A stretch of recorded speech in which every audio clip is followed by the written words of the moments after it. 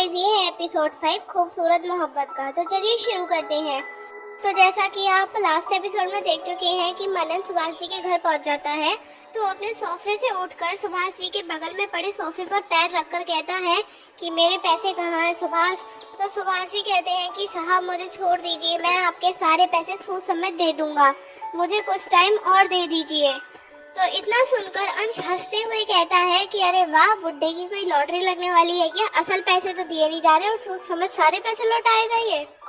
तो मनन सुभाष जी के चेहरे पर बंदूक फेरते हुए कहता है कि बता सुभाष, तेरे साथ क्या किया जाए, छोड़ दिया जाए या मार दिया जाए। सुनकर सुभाष जी की आंखों में आंसू आ जाते हैं और वो मनन के पैर पकड़कर गिड़गिड़ाते हुए कहते हैं कि साहब मुझे छोड़ दीजिए। मनन कहता है कि 2 महीने पहले तेरी करतूतों का पता चला, मैंने तुझे फिर भी मौत की सजा नहीं दी। इतना ही कहा कि जितना मेरा नमक खाया है उतना पैसा चुका दे, तूने अभी तक नहीं चुकाया। इतना कहकर मनन सुभाष जी के सिर पर बंदूक तान देता है और लोड कर देता है। अंश कहता है कि छोड़ मन, अपनी गोली वेस्ट मत कर इस बुड्ढे के ऊपर। वैसे तूने एक बात नोटिस करी? तो मनन कहता है क्या? तो अंश उसके जवाब में कहता है कि हम जब से यहाँ आए हैं खाने की बहुत टेस्टी खुशबू आ रही है। तो मन इरिटेट होते हुए कहता है तुझे अभी खाना खाना है? फिर अंश कहता है कि नहीं यार, तो खुद स्मेल करके देख ले कितनी टेस्टी खुशबू है। फिर मनन स्मेल करता है और देखता है कि खुशबू वाकई बहुत टेस्टी होती है। मनन कहता है कि घर में हमारे अलावा भी कोई और है क्या? सुभाष जी फिर रानी जी की तरफ देखते हैं और कोई जवाब नहीं देते हैं। तो रानी जी कहती है हाँ साहब, हमारी लड़की है, खाना बना रही है, अगर आपको खाना है तो मैं भी ले आती हूँ। फिर मनन कहता है कि लेकिन तुम्हारी तो एक ही लड़की है और वो हॉस्टल में पढ़ रही होती है। तो रानी जी और सुभाष जी को कोई जवाब नहीं आता है। इतना देखकर मनन समझ जाता है और अंश से कहता है कि अंश पता कर इस घर में कौन कौन है। तो अंश आवाज लगाता है कि घर में जो कोई भी है बाहर निकल के आ जाओ। फिर मनन कहता है कि ऐसे कोई नहीं निकलेगा, हमें ही चलना पड़ेगा। फिर अंश और मनन किचन की साइड जाने लगते हैं। इतने में ही सुभाष जी बीच में आ जाते हैं और वो कहते हैं साहब कोई नहीं है हमारे अलावा यहाँ पे। फिर रॉकी कहता है कि अच्छा, तो ये खाने की खुशबू कहाँ से आ रही है? कहीं तुमने हमारे पीछे पुलिस को तो नहीं बुला लिया है और छुपा दिया है? तो अंश कहता है कि सुभाष, अगर तूने पुलिस को बुलाया है तो बता दे, अगर तूने बुलाया भी है तो तू बचेगा नहीं, तेरी सजा और दुगनी हो जाएगी। तो रानी जी कहती है नहीं नहीं साहब, हमने किसी को नहीं बुलाया है, हमारी बेटी ही है बस। इतना सुनकर मनन गोली चला देता है।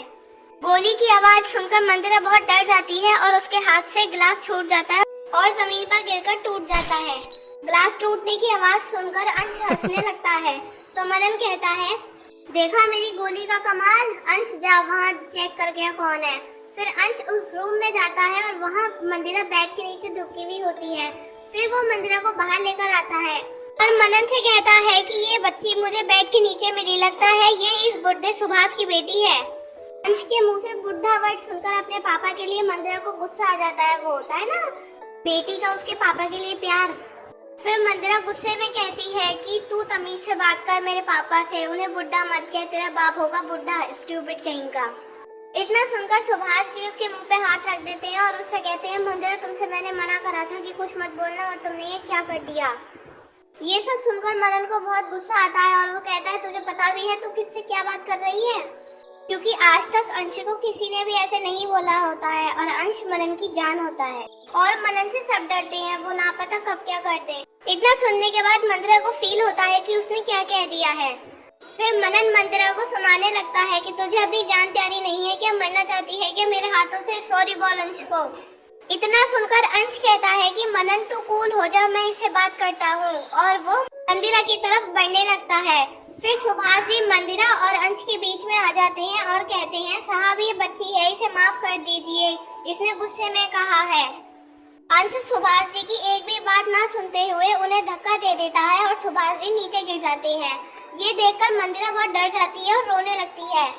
फिर अंश मनन से कहता है कि मनन ये लड़की नहीं, ये खराब मौसम है जो किसी भी टाइम खराब हो जाता है। इतना सुनकर मंदिरा बहुत रोना शुरू कर देती है। फिर अंश उससे कहता है कि अरे अरे रो क्यों रही हो? मुंह खोलते टाइम तो इतना डर नहीं लगा तुम्हें, अब इतना डर रही हो? मैं तुम्हें खा थोड़ी जाऊंगा, डरो मत, ओके?